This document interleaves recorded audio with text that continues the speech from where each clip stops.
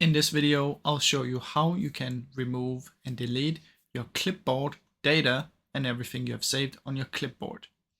Now, first of all, your clipboard is basically when you save something, it will be saved to like an invisible clipboard where everything you have copied, you can simply press Ctrl V to paste.